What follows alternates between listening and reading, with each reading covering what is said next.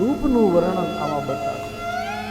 દૂરથી દર્શન થાય તો સૌથી પહેલા ભગવાનના મોર મુકુટના દર્શન થાય. मोर मुकुट की देख छटा, देख छटा,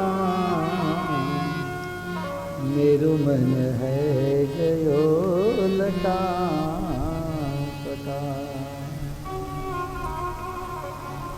मेरु मन है गयो लटा पटा.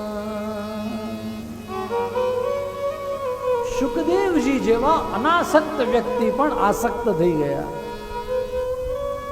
કોઈ જગ્યાએ એની આસક્તિ ન થાય, પણ ભગવાનનું આ રૂપ જોયું. બરહાપીડમ નટવર વપુઃ કર્ણયો કર્ણિકા.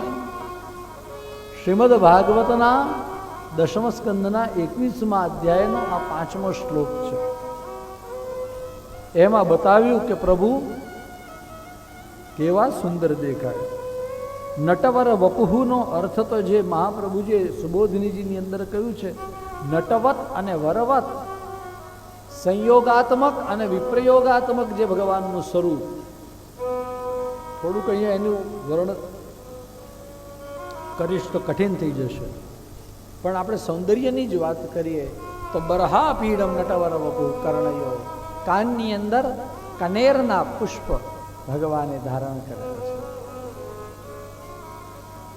વેણુનાદ કરતા કરતા પ્રભુ